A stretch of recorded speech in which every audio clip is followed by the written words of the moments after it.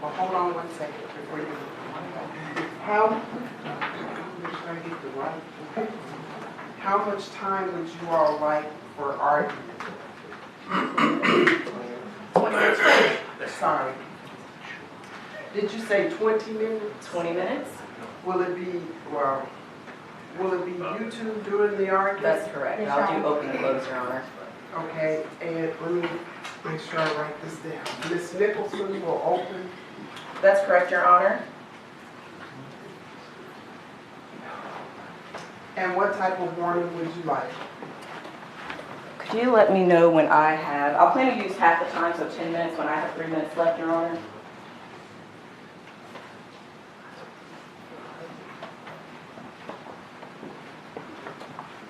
So when you hit the 7-minute mark, maybe you're doing that. Okay. Sorry, Your Honor. Thank you. And Mr. Roberts, are you and Mr. Shook going to split? Just me, Judge. You're going to do it all? Would you like a warning? Tell me, I have 2 minutes left.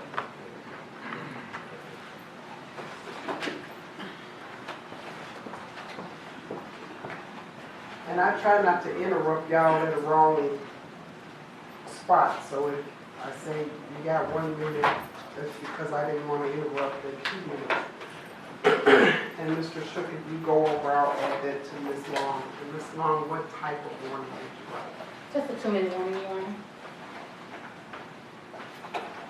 Okay. I lost my phone, so I don't lost it. I've left it somewhere, so the bailiffs are looking for it. I didn't know we were going to go right into argument, so let me see. That's my timer. Okay. Let's see if we can find it out and relax for a second.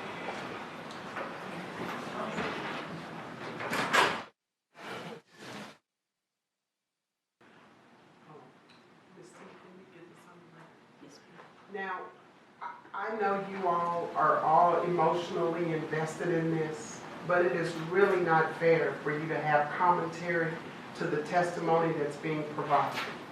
The triers of fact are sitting in the jury box, and whatever commentary you're having or saying, it's not coming from the witness stand, so it shouldn't be part of their consideration, which is why I ask you to remain quiet while people are testifying. So please, let's keep our comments to ourselves, at least while you're inside the courtroom. There are plenty of other outlets or avenues for you to make your feelings known as to what has been stated within the courtroom. And if you have commentary or you have reactions to the arguments of counsel, be they on either side, I'm going to ask that the bailiffs remove you, because the input, whatever the evidence is, it has come from the witness stand. And as I said, the finders of fact are sitting in the box. They don't need any additional information being imparted to them that is not sworn to and allowed to be cross-examined. Okay?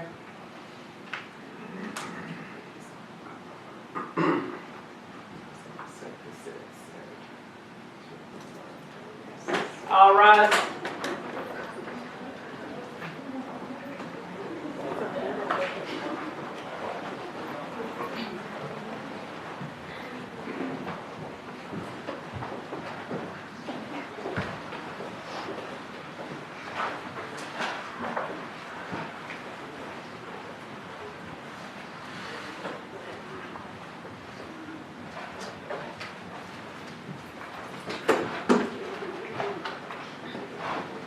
Thank you. You all may be seated.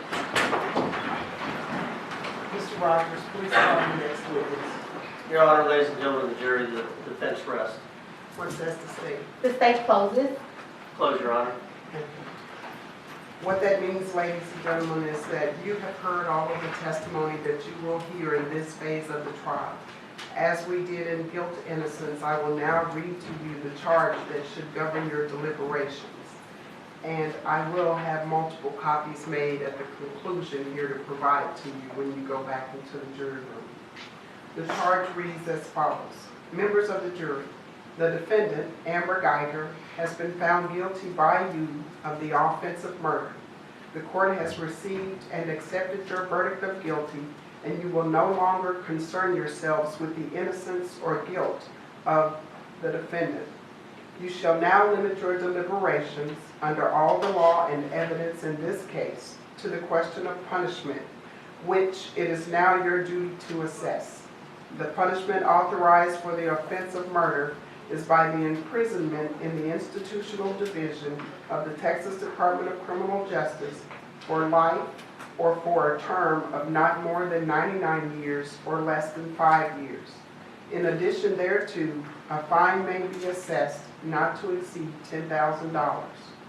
Our law provides that at the punishment phase of the trial, wherein the jury determines the punishment to be assessed in the case, the defendant may raise the issue as to whether she caused the death of Botham John while under the immediate influence of sudden passion arising from an adequate cause.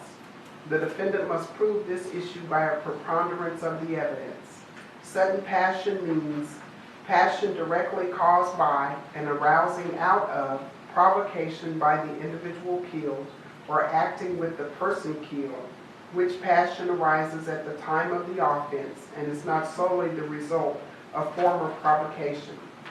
Adequate cause means cause that would commonly produce a degree of anger, rage, resentment, or terror in a person of ordinary temper sufficient to render the mind incapable of cool reflection.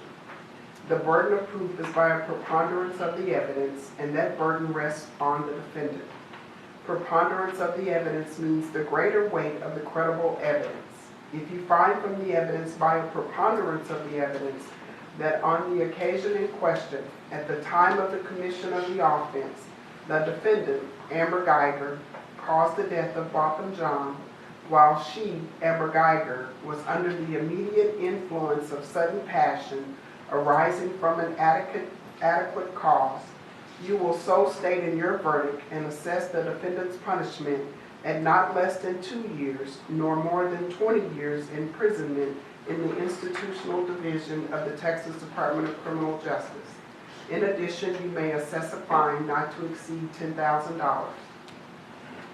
If you do not so find by a preponderance of the evidence, you will so state in your verdict and assess the defendant's punishment at life or not more than 99 years nor less than 5 years imprisonment in the institutional division of the Texas Department of Criminal Justice.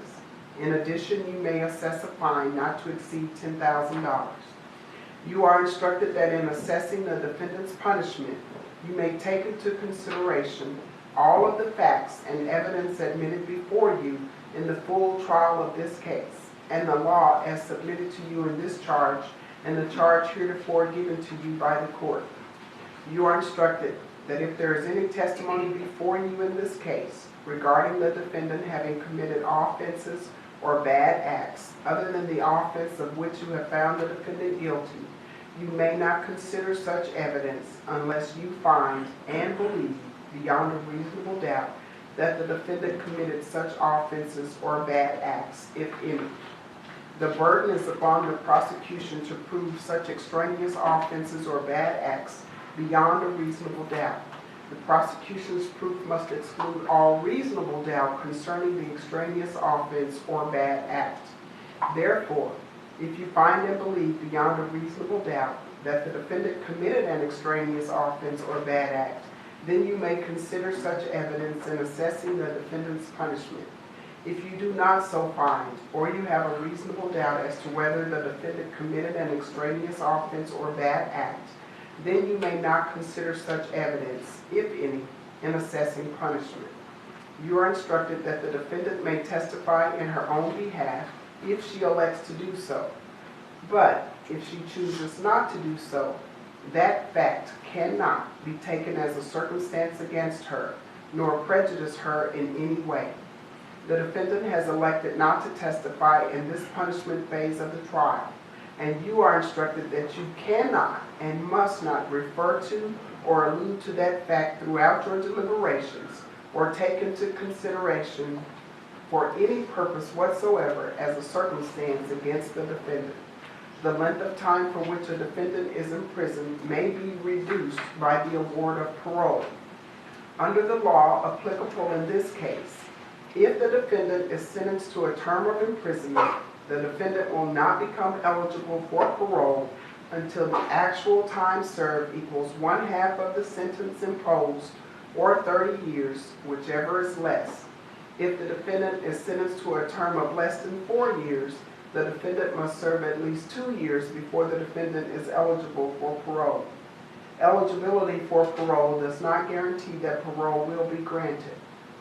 It cannot accurately be predicted how the parole law might be applied to this defendant if sentenced to a term of imprisonment, because the application of that law will depend on the decisions made by parole authorities. You may consider the existence of the parole law. You are not to consider the manner in which the parole law may be applied to this particular defendant. You are instructed that in determining the punishment in this case, you are not to discuss amongst yourselves how long the defendant will be required to serve any sentence you decide to impose. Such matters come within the exclusive jurisdiction of the Board of Pardons and Paroles and are of no concern of yours. You are further instructed that your verdict must be unanimous and shall be arrived at by due deliberation and not by drawing lots or any other method of chance, nor shall you add any combination of figures and divide the answer thereto. You are the exclusive judges of the facts proved, of the credibility of the witnesses, and of the weight to be given their testimony. But you are bound to receive the law from the court, which is herein given you, and be governed thereby. When you have reached a unanimous verdict, the presiding juror shall fill in and sign the verdict form that conforms to your verdict, and then announce to the officer who has you in charge that you have reached the verdict. Signed, Judge Tammy Kemp. And then the verdict form reads as follows. You may only select one. We, the jury, unanimously find by a preponderance of the evidence that the defendant caused the death of Botham John while under the immediate influence of sudden passion arising from an adequate cause, and assess the defendant's punishment at, you have to select a number between 2 and 20 years, imprisonment in the Texas Department of Criminal Justice. In addition, we assess a fine of, you can put any number, 0 to 2,000. And then, of course, there's a signature line for the presiding juror to sign her name and then to print her name. Or, we the jury find unanimously that the defendant did not cause the death of Botham John while under the immediate influence of sudden passion arising from an adequate cause, and assess the defendant's punishment at, and there you will select either life or a number between 99 and 5. Imprisonment in the Texas Department of Criminal Justice. In addition, we assess a fine of, and there's a blank, and if you so decide, you'll put a number between 0 and 10,000. And then again, there's the signature lines for the presiding juror to sign her name and then to print her name.